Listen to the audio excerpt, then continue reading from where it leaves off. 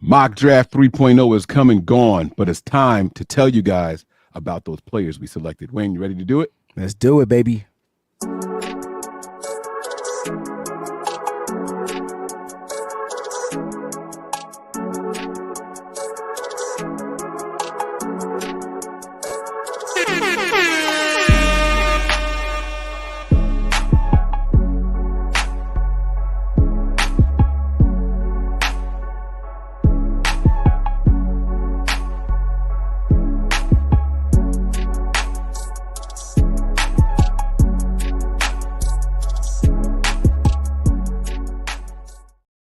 Boy, I say, I just had me a swig of ice cold water, bro. Ain't nothing like it, dog. Nothing like it. What's going on, bro? Yo, man, it has been a long. You ever have a day where you wake up so early and get started so early that, like, at lunchtime you feel like it's supposed to be quitting time? Oh yeah, that was today. Yeah, it's every day. Yeah. That was today for me, man. This has been a wild day, but I'm good. I'm happy, man. Whenever I do fall asleep, it's gonna be one of those. Yeah, you're gonna sleep. It's gonna feel like how that cold water just felt to you. Ooh, and you probably only gonna sleep for like 15 minutes and be like, "This is the best 15 minutes." What's going on, faithful man? Welcome to the B.A.M show. Shout out to everybody out there. The crew's in the building. Y'all know who y'all are's. Or you know who you is. It sounds better when you say you is, but that don't sound, I don't think that's proper English. You know who you are. Yeah, that's how it's supposed to go. But you know who you is. That sound better. Like, to all my, poetic justice people out there. But yo, Mike, it's Friday. That means we get to review what in the heck we did on Monday in our mock draft. I was going through the mock draft selections. I'm like, why we take this person? Like, Yo, shut up. See, y'all don't know, but he took a shot at me. That's what that was. He just took a shot at me in my picks, but that's okay, man. I got some justifications for it, and I can't wait to talk about a little bit that we got going on here. So for those split up nice and neat. Yeah, nice and neat. Mike's gonna handle the even rounds. I'll handle the odd rounds. Hey, Mike, we had an earthquake over here on the East Coast. It was like a 4.7 or something on the Richter scale. For those that don't know what a Richter scale is the scale they use to measure the earthquake, like how severe it is, right? Like, so I it definitely was in the Pennsylvania, New Jersey, New York, Connecticut area. I think we were the lowest of the state to get it, so we didn't get probably the full fledged or whatever, but we got a little shaking bacon going on over here. So I just want to make sure you good, bro, because I'm good, man. Honestly, I was probably lifting a weight and the earth was already shaking, like at that point. Like, yeah, I was at the second warehouse of the day when it happened over here, and I didn't even notice. So New Jersey or Pennsylvania, we don't get a lot of earthquakes here. The East Coast doesn't get a lot of them. Correct. And the last two, I was so busy working that I just didn't feel them. But this one was better this time because last time I thought I was looking at a dead lady and was waiting for the cops to arrive. So this time was a lot less stressful. I think the last time we had the earthquake, I was in New York on the set of 106 in Park, and they evacuated the whole building, but I didn't feel it then either. Maybe I walk too close to the earth. It doesn't faze me. Yeah, I don't know why I can't feel them. Like I don't get it. And I'm pretty sensitive to stuff too. I feel like I'm sensitive enough to I should notice if the world is moving around me. But I guess if the world is doing this and I'm doing this, I think I know what it is for me, Mike. You know what it is for me?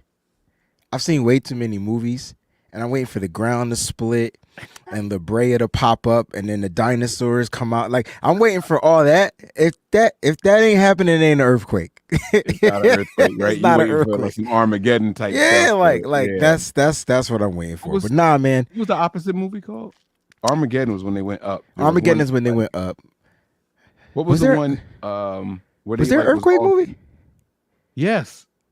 It was there was two of them. One of them had The Rock in it, but it was one before that. Remember all the rich people was trying to get to the big boats? Dang it. And then the dude had like his mistress and his wife there and his family, and he left the kids. Like when they got to the boat, they acted like they were taking everybody together. What? He had the mistress and the wife and left the family? the day after Day After Tomorrow. 2012. Oh, Maybe it was 2012. I thought 2012 was like animals in BC, like saber-toothed tiger. I don't know. They came up with too many. San I might be Andreas is the talking one you two talking movies. about. I remember San Andreas one. That was the one with The Rock. Yeah, that was like, all right, whatever. But then there was a movie called 2012. I think that was the You Bad said Storm. I whatever. Day Yeah. After Tomorrow was dope. I think that was the name of it. I think that's the one I'm thinking about. Because that's when all the seasons changed and they were happening at the wrong time and people didn't know what to do. Oh, so that's not maybe. Dang it, man. That was with one of them had an earthquake. I think that. Oh, okay. I'm thinking the 10,000 BC. I don't remember 2012.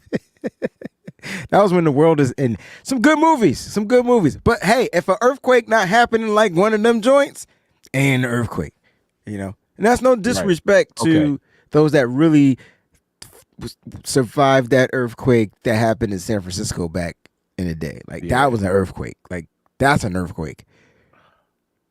There was a joint. All right, whichever movie had the little boy hiding in the library is not the one I'm talking about. It was in the library, like the oldest books. I think that was Day After Tomorrow. I think that's Day After Tomorrow. So I think I'm thinking about Day After Tomorrow had Jake Gyllenhaal in it.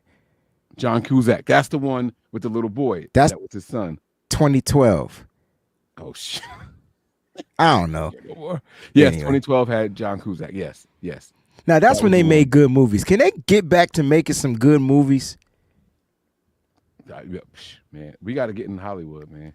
Well, the writers have hopefully the writers are back. They finished the strike, and speaking of writers, a lot of writing going on right now. Mike Florio put out a take real quick. It said that he doesn't think the 49ers are looking to pay Brandon Ayuk till next year. Now, come on, like I just want you to. Is there any validity to that? Because technically, the Niners don't have to pay him till next year. Technically. Mike Florio doesn't know a thing about the San Francisco 49ers. I hate anytime he ever reports on the 49ers. Mm-hmm. That's all I'm going to say. So. Mm-hmm. Mm-hmm. Okay. Mm-hmm. Yeah. All right, so here we go. You ready? All right, we're gonna start from the top. You know what? I should have typed all the names in there. Oh yeah. All right, sorry. We got one here. I'm gonna edit this one up. Well, I got the first one. So let's talk about Jackson Powers Johnson. That was the center. We drafted him with our first pick. All right, it's really tough because the 49ers, in my opinion, they just need to address the offensive line. I think addressing the offensive line in the first round is what they should do, especially if any one of their players are available. When we saw Jackson Powers Johnson on the list, I think a lot of the top tier tackles that we wanted were gone. And then Jackson Powers Johnson was just available. So what you're getting with this 6'3" powerful dude is you're going to get a starting center for the next 7 to 10 years. Like he's going to be your starting center. He's 328 pounds, arm length 32.25 inch, hand size almost 10 inches. He's an All-American, All Pac-12, 4-star recruit. And I don't get too hyped around centers. But when I see a center that I feel like could come in and really like be especially with the San Francisco 49ers, when I see a center that could come in and just be like the anchor of the offensive line, because that's what a center is. The center is the anchor, right? It's the middle of the offensive line. This is the guy, Zach Frazier would be another candidate that I think could come in and start right away. You know what I'm saying? So yeah, like you're going to get a physical dude. You're going to get a mean dude. He's very athletic. He's got really good hands. His hand use is really good. And then when I think about some of the things he's probably going to struggle with right now, is just his quickness, and his length. But this guy can be a good zone blocking guy. He could be a good zone running guy, power guy. He's got the strength. He's got the size. Again, he's 6'3". And I think this was a solid first round pick for the 49ers. It might not get an A grade, because if you do a lot of the mock draft simulators that give you grades, the computer, the algorithm wants you to take a tackle. Like, you know what I'm saying? They want you to take a tackle. Now, the cool thing about Jackson Powers Johnson is if you draft him and you still want to rock out with Jake Brendel on the last year of his deal, you could slide him in the guard. He could start at guard. So you're getting a combo dude. Yeah. I want to ask you this question really quick because we went to interior offensive linemen. If he's playing the guard position, are we doing ourselves a disservice by taking his mental No, away? because he's when played I think of a center. Because he's played guard. So even at the Senior Bowl, he took guard reps. Like, you know what I'm saying? And he can play guard. So it's not like he hasn't played there before. You can slide him into guard, but he's all American at that center position. Got you. Okay. I like it, man. I like it a lot. All right. So the next person that we took at 31, second round pick at 31 was Max Melton from Rutgers. Wayne, I was looking him up some more. Do you know what his first name is? Max? It does start with an M. Is it Marcus? No. It's like Maximilian? It's like Melchizedek or something like that. Oh. No, it's not Melchizedek. Hold on, wait. Now I forget what it is. It's like Malachi. I think it's Malachi. It's his real first name. I don't know why they decided to call him Max Melton. But listen, man, this kid is a stud. He's an absolute stud. Yeah, it's Malachi, Max Melton. He's an absolute stud. I love this kid, not just because he's from Jersey. Athleticism is there. The quick hits, the instincts are off the chart with Max Melton. Wayne, I'm starting to think that he might not be available at 63, where we've been picking him in these mock drafts. He's also an ace on special teams. He's got multiple block punts. Like this kid is like a do-it-all type of player, the kind of guy that you're going to want the 49ers to go out there and get for sure. And when you're looking at him, you know, just the physical attributes and things like that, he's damn near perfect for your team. Like he's perfect for what you want to do, what you were looking for at a team. I just wish he was a little bit taller, but the Niners don't. 5'11", runs a 4.39. This is going to be the type of guy they're looking to get, man. I really like him. Yeah, he definitely fits the prototypical stature of a cornerback for the San Francisco 49ers. They're not looking for the big 6'3" guys. They may go 6'2", 6'1", usually is the max that they want out there on the outside of the corners, maybe because it's their ability just to do certain things with their physicality. I do like Max Melton. I don't have any questions about him because you studied him, you brought him up, and he's an athlete. Like you're gonna get an athletic, speedy guy that is really good in corner. The only concern is does he have? He only had 60 snaps inside in the slot in 2023. So I'm just curious to see like, will he be able to play at the nickel? Because here, like the way I look at the 49ers defense as of right now, it's set. I think what we need to start prefacing ourselves and saying is that the 49ers are literally, again, they're drafting for the future. Like this draft isn't for this year. Like, you know what I'm saying? This draft is for probably 2 years from now. And if their number gets called due to whatever, the Niners feel comfortable with those people coming in to play at their spot, you know what I'm saying? So Max Melton probably would come in, give you good special teams reps. He's gonna have speed. Can he return? I haven't seen if he could be a returner. I don't know if that might be the only question I have. But I like Max Melton. Very good pick. He's a very good one. Now this next guy might be the guy that Wayne said, why do we pick this guy? This is going to be Mason McCormick, the South Dakota Jackrabbit. All right. He was the guy that we picked at 124 or the 4th round here. Oh, wait, it's not my turn yet. I'm sorry. I skipped you. My bad. I'm like, I was what? so ready to rock and roll. My bad, bro. I'm sorry. I was in go mode. I'm sorry. It's your turn. You up. Okay. So, no, he's not the guy that I'm scratching my head about. But this guy that I did pick right here that we picked, we select that wide receiver, Brendan Rice out of USC. And the reason why I scratched my head is, you know, good player, not 1,000-yard wide receiver as far as production. And when you got the best quarterback in college football, you can't break 1,000 yards. But at the end of the day, like, he's definitely a good player. I think he could definitely run that go route. He has a couple of moves in his route tree.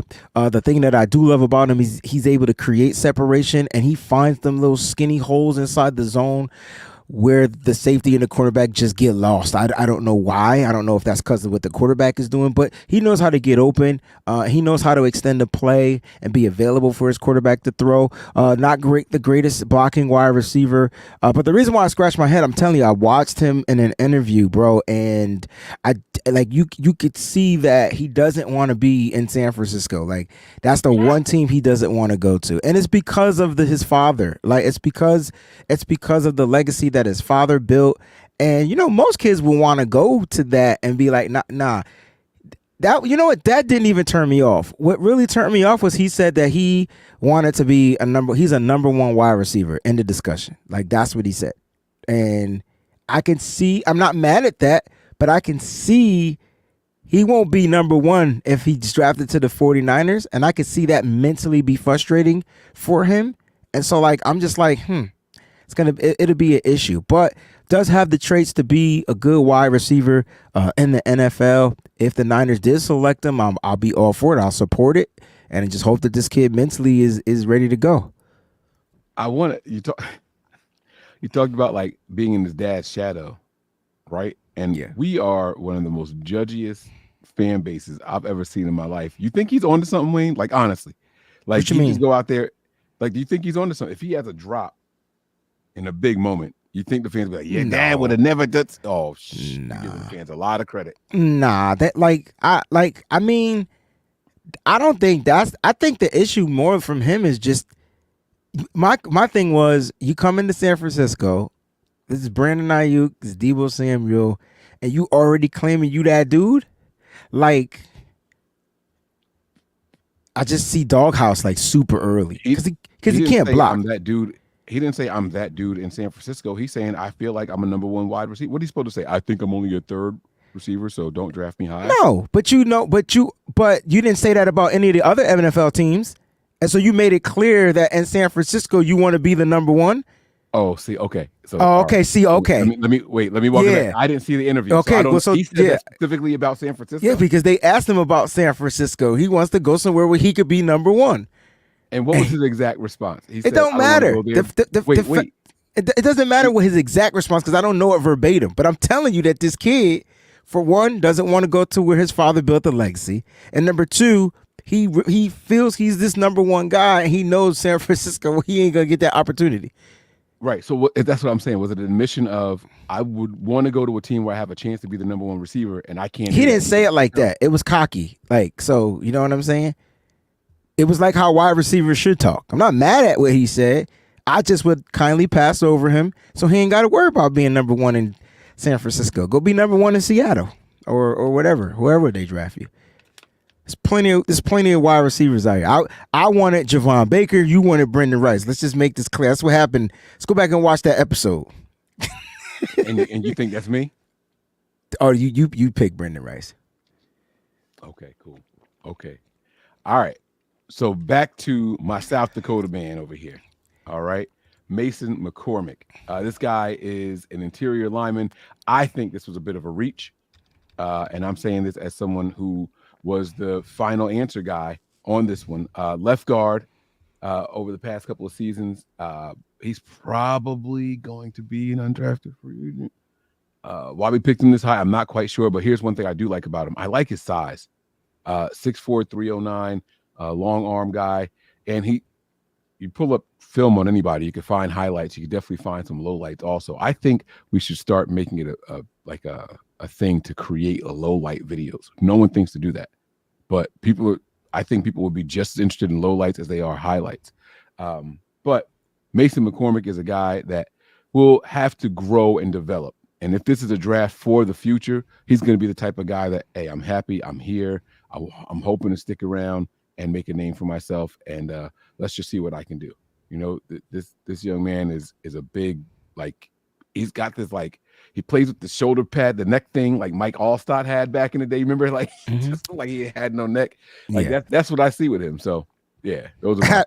I wish we lived closer together so we could actually sit and watch the same shit at the same time. I get a different Mason McCormick when I watch, whether they're highlights or lowlights. I just think that Mason McCormick, and these aren't guys that I think will start week one, week one. Like, you know what I mean? Mhm. You did say some things like, if he sticks around. Now, this is a solid guard 100%. That's his position.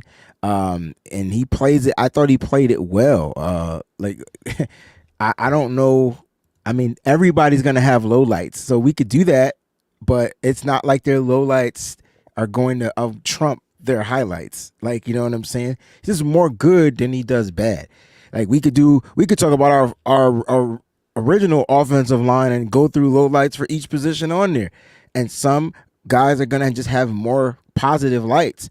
You like Trent Williams, he's gonna have more positive lights, but there's some low lights that stand out. Everybody has their strengths, everybody has their weaknesses. I just think that the Niners could get meaner up front. And if you're not gonna address the guard position early with a Christian Haynes or a Christian Mahogany or any one of those mean bully type dudes, and those are the shorter dudes, right? We went with this typical size guard for the San Francisco 49ers, the 6'4", the 6'5", the 6'6" type of guard that could get out there, get out on the block. He graded very well in PFF. I think run blocking is his thing. I like him, but hey, I think that's why we drafted him, though.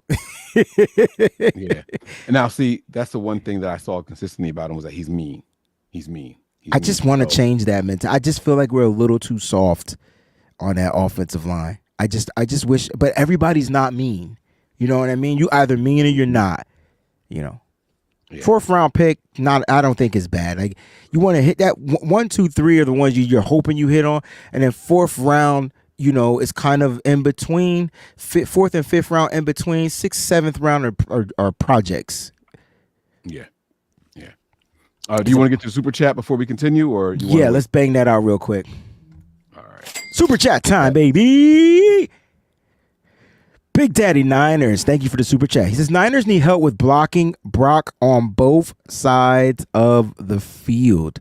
Yo, you're 100% right, Big Daddy Niners. They do need help, but that doesn't mean that they're going to necessarily get the help in the draft. Like, it doesn't matter who they draft.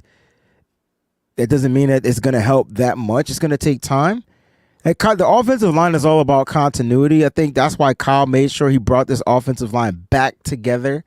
And now they're going to try to find ways to, get better over time. I just think a lot of stuff is going to have to happen over time. If they really wanted to get better on the offensive line, they would have addressed it in free agency with no money. And they didn't have the premium to pay some of these guards.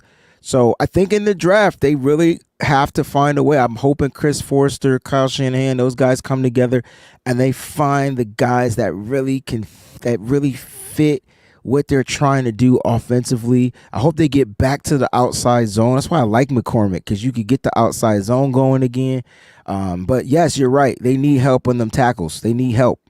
And so maybe McKivitz gets better. Yep. I agree. Yeah. Maybe. I said maybe. All right. So back for the first time in the second round, the 4th round, my bad, was Justin Eboigbe. All right. Defensive Alabama. Yeah. So I watched this guy, and we see a lot of batted passes from him. He's strong. He plays hard, but there's just something about like him moving in space. Now, you're a defensive lineman. You're not going to be playing much in space, so I shouldn't care too much. And I think that's what's going to be appealing to teams about him. It's like his weakness isn't going to be something that we need to be one of his strengths, right? Like you don't ever expect to see, Javon Kinlaw chasing somebody downfield 30 yards down the field. You know what I'm saying? So I shouldn't care about that. This guy also gets his hands up. I like seeing that there from him. I don't know if he's going to come in to be a starter, especially with the depth on this team, but he can definitely come in and push some guys for, one of the top rotational guys, maybe the 3rd or 4th defensive tackle on the team. I think he has that kind of potential to go out there and do that. I like him as depth, and I would love to see. I mean, he's an Alabama kid that I thought had some pretty good production. John Lynch likes these Alabama guys.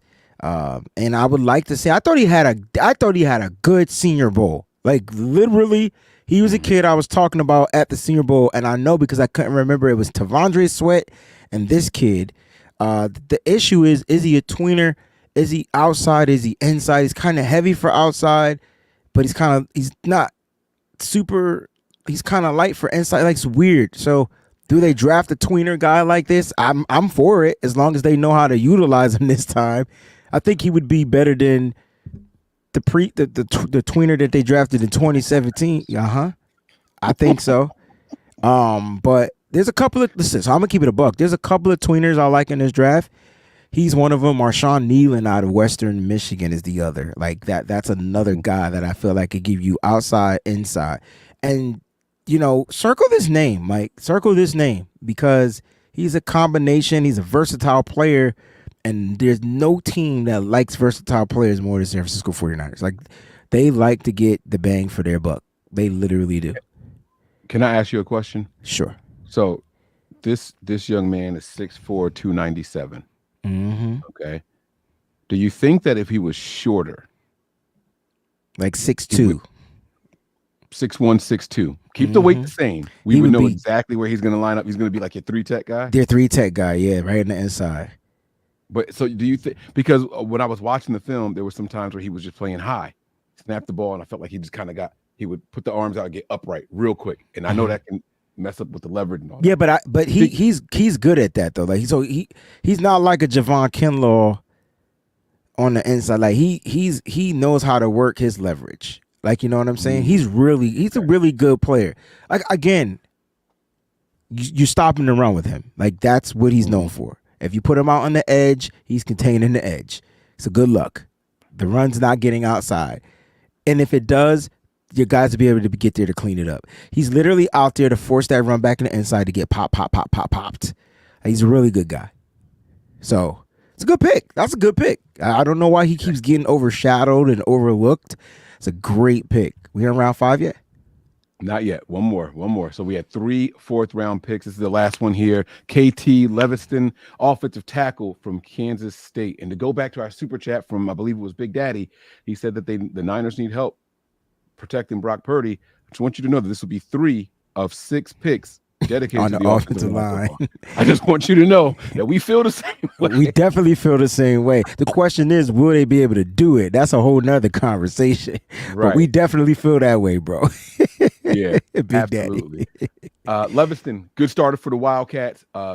Played in 2 seasons, probably better as a run blocker, if we're being completely honest with you. But he definitely got better his final year as a pass blocker. He could be a guy that people try to move to guard. I'm hoping that the Niners take him as a tackle and let him develop as a tackle, be someone that can get there later on. I think you think he's too short to be a tackle, Wayne, at 6'3", 336? I mean, it's those stinking measurables, right? Mm-hmm. Like, I'm curious to know what his arm length is. If he's a shorter guy, he's sure that he doesn't have 34-inch arms, right? And so, like, that means he's going to be kicked into a guard, 100%, especially if he's 6'3". His measurables here say, It's loading still. I got the little spinny thing happening here. Sorry. No, I'm just saying, if he's 6'3", I'm not expecting 34 and 3/8. So he has the arm length to play tackle. Yeah. He'll just be a short, stout tackle. Hey, the cool thing is Brock Purdy can kind of see over him. What if they just go shorter on the offensive line, and have the mountains on the outside, Put the big guys on the outside, give Brock that lane in the middle. Yeah, give him give him a little extra. We had so many bad at passes. Never mind, I don't want to start. You think we had a lot of bad at passes this year? Yes. Okay. Yes. Trigger, wait, my bad. Bro, I mean, come on, man. Come on, sidearm that Mitch or something. Come on. Figure it out, yeah. All right, we on the 5th round now. Now it's on you. We back. I was about to say something, boy. I tried to stop him. I had to stop him before he got there. So round 5 is we draft 2 positions here very well. We draft tight ends, we draft linebackers. Right? So I decided to go with the tight end. All right, because my number one tight end that I feel like the Niners should look to get is Benson out of Kansas State. He's going to be gone if we don't address him probably round 3, round 4. He's going to be out of there, right? But you could get a guy named Jarrett Wiley, 6'7", out of TCU. Texas Christian University. All right, this is what you're going to get from him. I'm going to tell you right now, he's not the best at inline blocking, so don't ask him to block. Hey, Mike, there's a tight end in the NFL that's always either number 1 or number 2 every single season that sucks at inline blocking. Do you know who it is? Travis Kelce. That's who this kid reminds me of. This kid can catch. This kid can score touchdowns. His run after the catch is decent. He's 6'7". It's kind of hard to overthrow a 6'7" dude. It's just hard. It's just hard. Yeah. Listen, I like listen. it, man. Jarrett Wiley, to me, would give the 49ers at the tight end position just a different outlook on what to do. You got your blocking guy. You bring in some other guys. You got these other kids you're still trying to develop. You probably, you'll bring in another veteran. But if they draft him, Brock would have a nice sizable target, and he'll take over and, at least touchdown production. He's not your yards guy. He's not going to get you a bunch of yards, but he can get you touchdowns. So red zone threat for him. But again, if you had to get him one knock, he's listen. Let me make this clear. He's good at initiating the contact because he's big, so he's powerful. He's gonna get the contact. He's just not gonna sustain it. He's not gonna drive the guy. He's not a pancake guy. He's not George Kittle. I'm just gonna tell it like that. And his weight is probably what's the issue. But he's 6'6", 6'7". I like this kid, yo. I do. Mm-hmm. Yeah. He's a good guy. I like him too. I didn't realize that we were already. This 30 minutes go so fast. I'm enjoying the show. All right. The next guy that we have here, the 36th pick of the 6th round is Jalen Carleys. Now, strong safety from Missouri. Wayne, I put some more tape on this kid. He is a monster around the line of scrimmage. This kid is really good. I wouldn't be surprised if the Niners move this dude to linebacker. He kind of reminds you of Hufanga, right? Like around the line of scrimmage, but just more not too guessy. He just very physical. Yes. That's the difference. He's different. Yeah. When he knows to play, you could tell. Right away, you could tell. This kid is 6'3", 227. He's taller than Dre Greenlaw. I mean, he's taller than Dre Greenlaw, but around the same weight. Runs a 4.5. But this kid has a ton of upside. If he can go into somewhere where there's a couple of good veteran pieces around him, he's going to make a phenomenal safety. Or if they move him to linebacker, this kid, like I said, when he knows to play, and he plays it really, really well.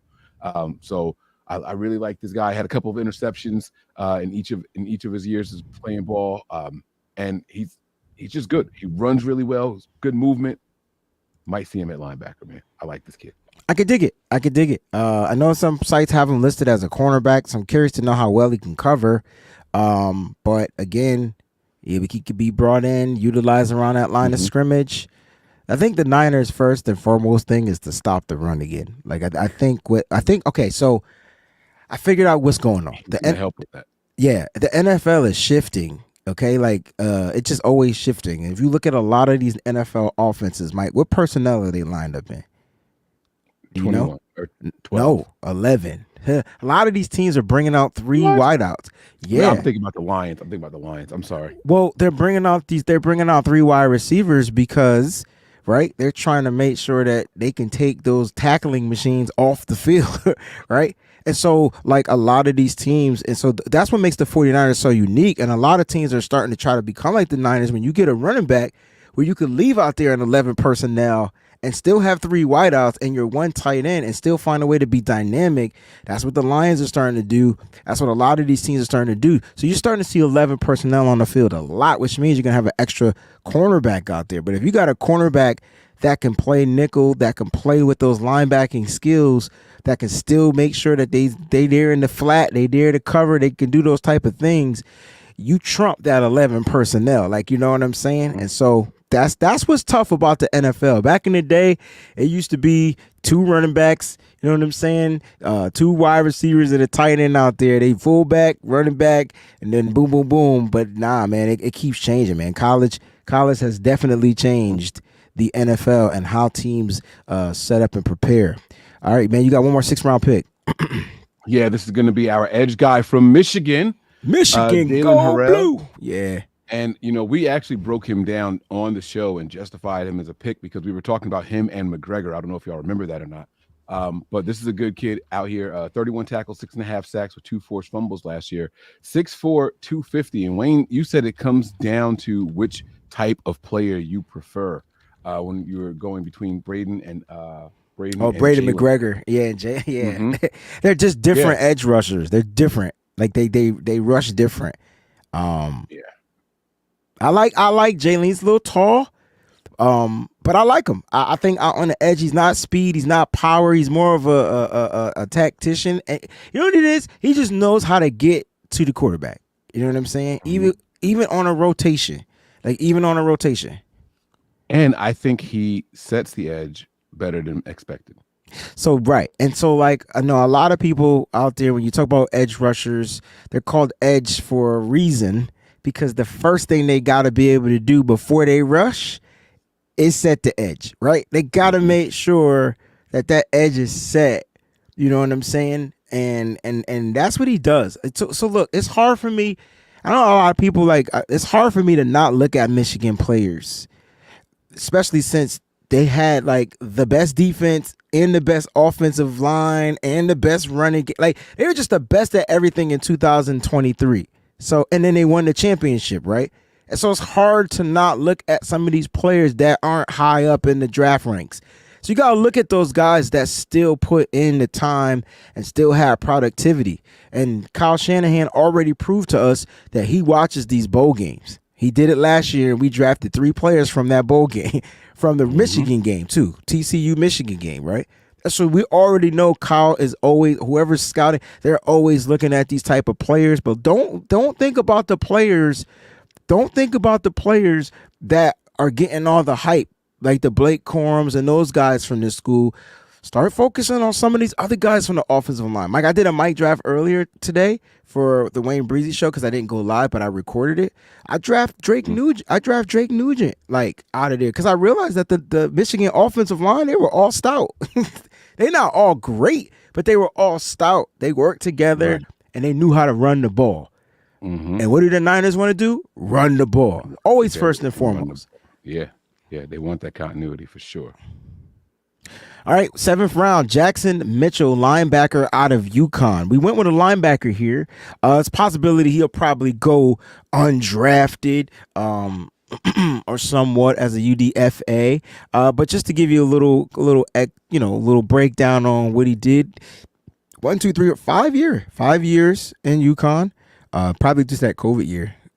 You know what I'm saying? So 5 years at UConn, linebacker.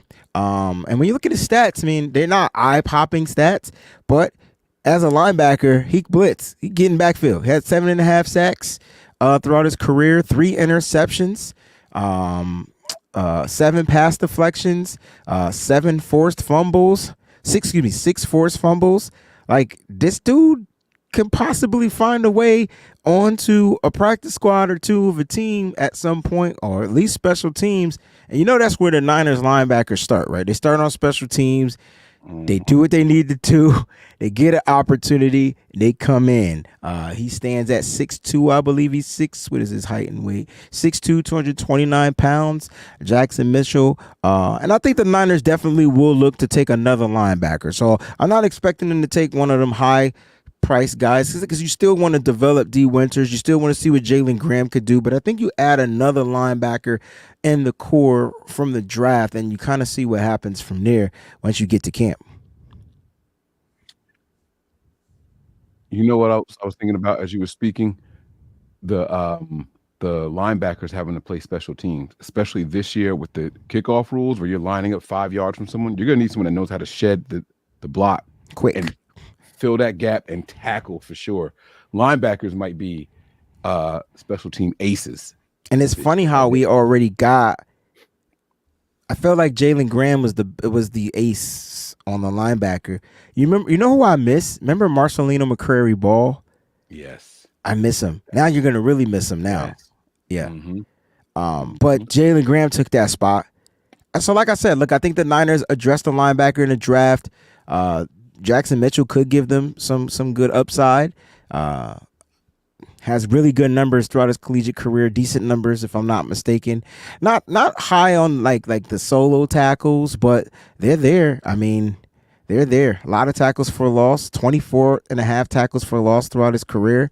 And at UConn, 432 total tackles. So I take that back. Like that's pretty solid out of four. No, that's great. That's 4 years too, because the 2020 year must have been COVID year. I can't remember when COVID was. Mm-hmm. That was it. Yeah, so there's no stats that year. Mm-hmm. Those are great numbers. That's more than 100 tackles a year in a reduced college football season. That is phenomenal. That is phenomenal. So I like that. Very good numbers. All right, man. Nice review. This review was the best review we did because we actually reviewed it. And we had a flow. You know, you sent the structure. We followed. It was good until I, tried to just keep going. I was just ready to go. So next week I'll do the evens. You'll do the odds, or you want to stick to the odds evens? No. You could do it next time. Yeah. Okay. Yeah. Yep. You could take the 7. So that's and cool. next Monday we'll popcorn pick too. So you'll draft first, and then I'll do the even rounds. You'll do the. I don't know rounds. if I want that pressure, but that's no. fine. You take you the know pressure. what we should do? What? No, because then I got to explain my guys. So we should do it the opposite way, where. Oh, okay. But we're gonna ping pong pick, so it's gonna break up even anyway. So never mind. It'll break up even because once we get to the 4th round, there's 3 in a row there. Right. So it'll be me, you, me. So we'll be playing each other's stuff anyway. Only in that round though. No, and we got 2 in the 6 also. So got you. All right. Yep. So it'll work out. This was fun though, man. This was fun. Happy Friday to everybody, man. Listen, enjoy y'all weekend. Have some fun. Turn up, turn down, do whatever you do. Get some rest. And I got to get myself mentally prepared for these UConn games. I'm a podcaster at heart. Let me know when the first women's UConn game. That's the one I want to know about. That's 9:30 tonight. That's tonight. Okay. All right. I got a goal. I got my TV. Maybe I can try to get this joint set up. I doubt it, but all right. And then here's the other thing I want to ask. That's Paige Beckers versus Caitlin Clark, bro. It's gonna be a phenomenal game, yo. Yeah, it's gonna be a phenomenal game. But in true podcaster form, I got to ask you about something that we're not gonna get discussed until the next time we're on the air, and it already have happened. Are you planning on doing anything with, during, or about this solar eclipse that's happening on Monday at 2:00? Oh yeah, I've read something about the solar eclipse. So no, you're not planning it. Like I got my kids' glasses. I don't know, man. Like we might be starting at like 4:10 on Sunday because this is good. So on Monday? Here's the thing. On Monday, I'm sorry, on Monday. Yeah, that's when it is. I'm sorry. Here's the thing. The solar eclipse it happened a couple of years ago, but the visibility of it is over 90% of the sun is going to be blocked this time. Oh. So it hasn't been that much of a percentage here where we are since 1806. Now, here's the crazy thing that I just heard today, and they're saying that during the solar eclipse, a comet is going to pass over, leaving a trail of different. Oh yeah, we're not going to be doing no show. I got to watch that. That's going to be wild. I got to look at it, and it's going to be from basically 2:08 to 4:30. Is basically, okay. but that's like literally when it first starts creeping in, all the way, and then when it's gone. You know what I'm saying? So, all right. The peak time is going to be, the peak time is supposed to be around 3:30. 3:30. Like, all right. Yeah. I can't wait to see this. I'm excited about it. I don't know why either. I don't know why I'm so excited. I wish I can get. Oh, I can't say what I want to say. All right, we should go. All right. Well, get your solar eclipse glasses. All right, get your B.A.M glasses. That's what we should create. We need a glass sun, and we get some B.A.M shades, and then you'll have your specific for your face, and I'll have my specific. Maybe we could hit up Zenny, and they could create our own shades. You think they would do? Oh, let's do it, man. Let's do it.